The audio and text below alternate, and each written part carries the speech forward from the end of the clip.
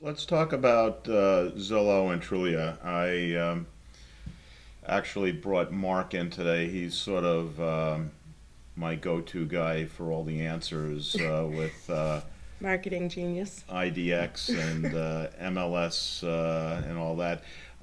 So you spend on average how much money per month or per year on getting leads from either? Well, actually, let's break it down. You advertise on both?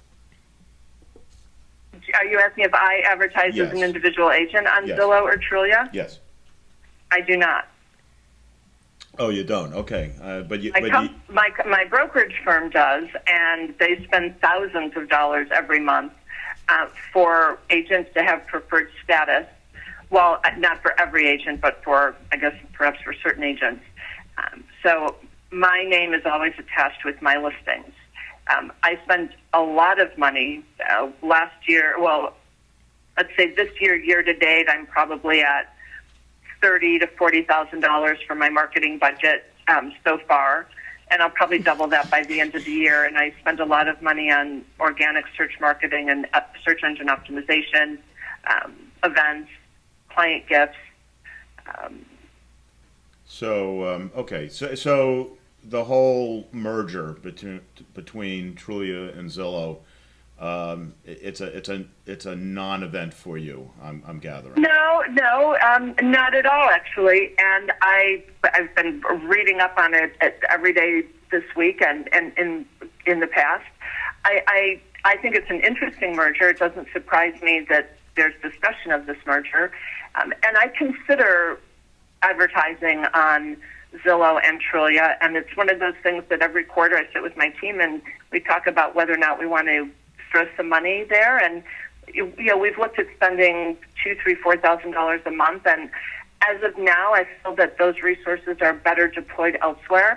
I think Zillow and Trulia offer a unique marketing venue depending on how an agent wants to get their business, and I can name a couple of agents that I respect a great deal and love doing deals with, and I think they made their mark advertising with a lot of money spent on both Zillow and Trulia, and are now considered top agents in the Chicago market.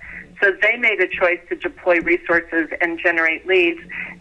I don't have the bandwidth, nor do I want to go in that direction where I have 3 or 4 or 5 agents that do nothing but chase down leads.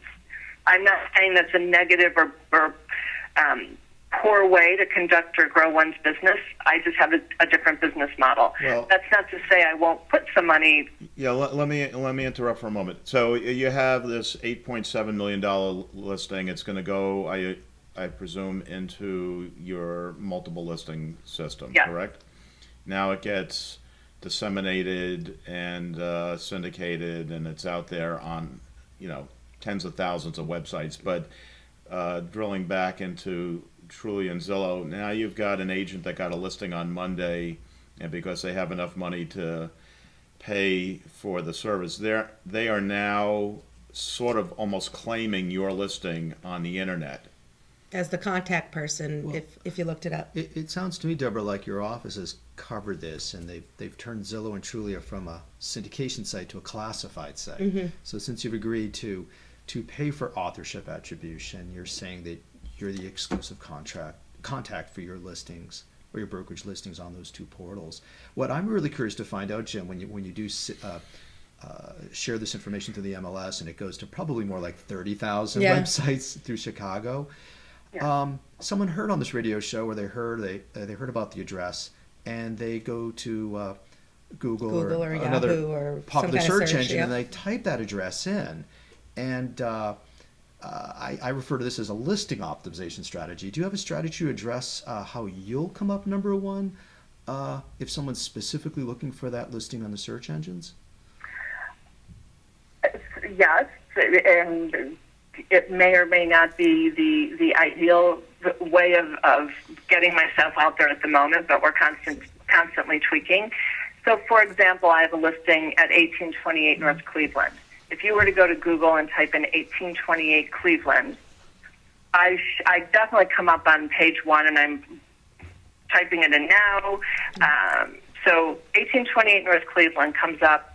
The first listing comes through Redfin, then Zillow, then Estately, then my website, DebraDobbs.com.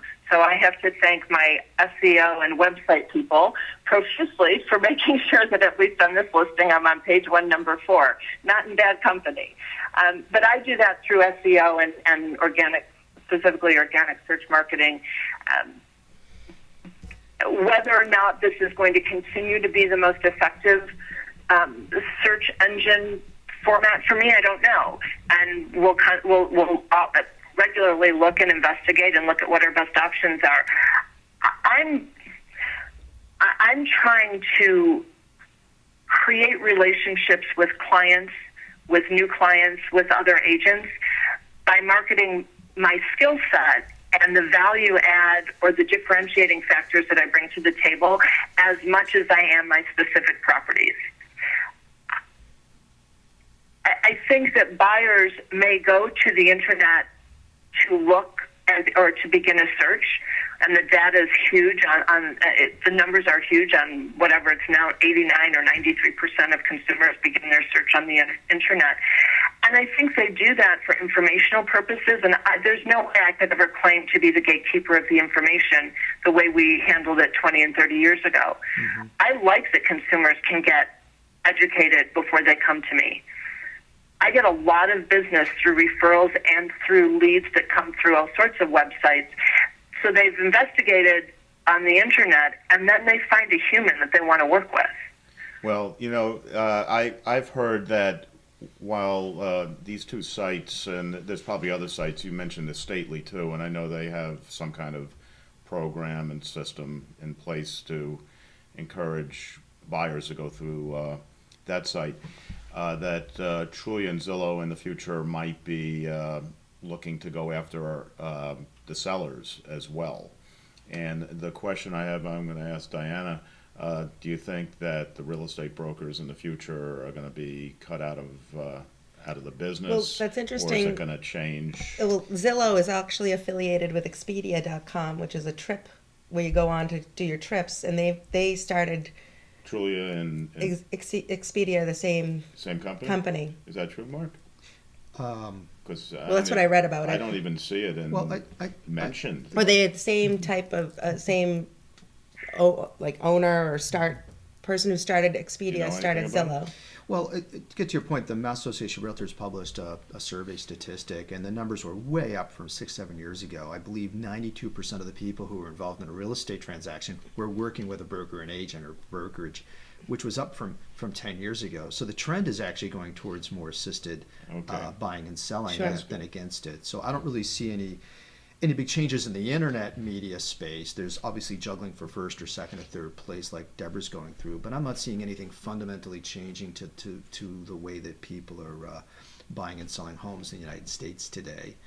And Mark, I would add to that I think the more information that is put out for consumers to sift through drives them to finding a trusted professional to work funnel it.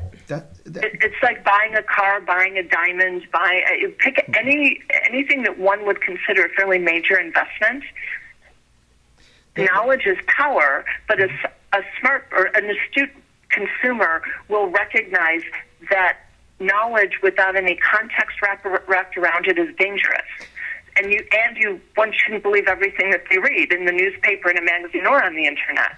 So but the consumer, I believe, also feels more comfortable with a little bit of knowledge so that they can have an intelligent conversation with their trusted professional. And Mark, the data point, I've read the same data. We're always looking at these sorts of statistics. And a far greater percentage of consumers are using an agent now than even 3, 4, 5 years ago.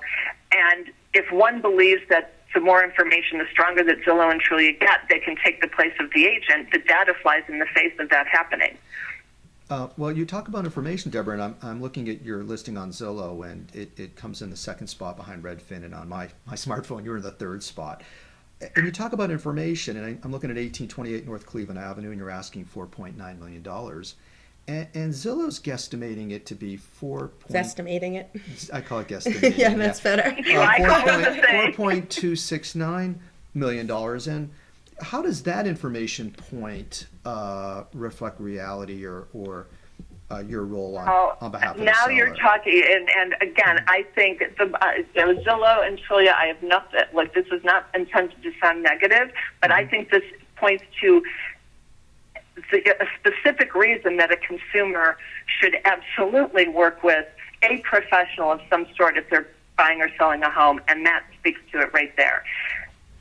If you go to Zillow for a guesstimate, I agree, you get a swing of 30% in either direction. And I do this as a sort of an exercise in futility. Okay, I will look at 20 or 30 properties that I know within 5% I can estimate the value quite accurately.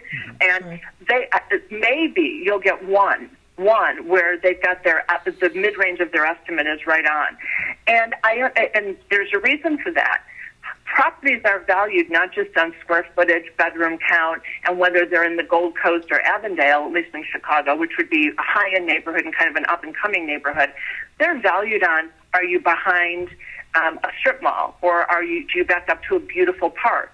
Are you located on the street where every other property is commercial and the buses are going back and forth? Do you have granite counters or Corian from 15 years ago? All of those factors play into the overall value. There's no way that Zillow's going to know any of this. There's no algorithm. Whether it's Zillow, Redfin, Trulia, an appraiser, I probably get 10 or 15 phone calls a week from appraisers. And now appraisers know, like, I take those calls, I return those calls. When they have questions about a specific property, it's part of my just pay it forward philosophy of life. But even an appraiser can't know when they're looking at a house they've viewed, and now they're looking at comps. And if they haven't been inside every one of those properties, right, there are very specific details of every one of those listings. It could even be the way that the trees have grown in the neighborhood and which direction the house is facing. There's so many nuances. Yeah, I mean, when I was in business school, I mean, when you talk about valuation, real estate's a distinct class, which is why you can sue someone for performance for the deed, because all real estate is unique. Your ninth floor unit is different than the sixth floor unit. Sure. So when you don't have identical assets to compare, you cannot take a computer. The computer actually doesn't understand the property that they're sponsoring. And also, if you look at the information that Zillow does collect, I used this handily a few years ago when I was marketing a family property, and Zillow's data gatherers put in the wrong attribution for the acquisition price on a property. So their estimate was $100,000, about 40% higher than the asking price. And I use that in my marketing. Sure, I said, it's a bargain. Use it if you think that Zillow's use accurate, it it's $100,000 well, now you get two things. And Jim, it might have been you earlier in the Jim remark, I'm not sure, that suggested that Zillow is going after sellers direct, or will go after sellers directly. That's the rumor. Market their properties on their site, and that could be a concern. But Redfin's tried it, for sale by owner. You know, we've got all sorts of FSBO type of listing services, and I can't tell you how many listings I got a year where the sellers previously tried that, and. There's inaccurate information on Zillow, and I could go right now and pull up 10 listings and show you, whether it's like Mark said, they put the wrong price in as the acquisition price, or the property is no longer on the market. It closed a year ago, and it's not even a relevant comp anymore, and it's showing up as an active listing. That changes all of the data points. Also, how do you really, as a seller, how do you know if you're really getting the right value? Now, I suppose you could interview 3 really good real estate agents or top real estate agents, then get the information from them and go and advertise on the site. I actually use that guesstimate when I am being interviewed by a client that wants to know what value add I bring to the table, and I always respond with 4 items. But the first is that I'm an agent of integrity, so you're working with someone that you can trust and will get the job done. And 2, this probably should be 4th, but I'm a lot of fun to work with. 3, if you are looking at a range, if you go to Zillow to try and price your property and it says it's worth between $500,000 and $750,000, as a seller, how do you know if the agent coming in to price your property is on point? And would you not be concerned to see that there's a $250,000 price swing for the value of your property? And how will you interpret the data that was used to price the property? And their eyes glaze over. It's a valid point. We're not talking about What's a number 4, 5% Deborah? swing in value or even a 10%. It's a 30-minute show. Come on. What's number 4? Yeah, the You know, said, I no, only wait, gave no, you Mark, okay, there's yes. 4 So, things. I want the 4th thing. 4 things: pricing, negotiating. Negotiating. Okay. Okay. Yep. And then well, let's go back to 2. Why are you fun? Well, my client gift baskets are known. I've got agents that ask me if I'll put together their client gift baskets. I make my own limoncello from scratch with lemons that I grow. Not all. I have to buy some. I make homemade Limoncello, giardiniera. that's alcohol, That's isn't it? delicious. Yeah, it's Italian lemon vodka. I've gotten drunk on I that grow stuff. basil and cilantro and tomatoes Wait a and minute, figs you're and running a grapes. All of this, by the way, on the distillery the in garage, Chicago. the city of Chicago.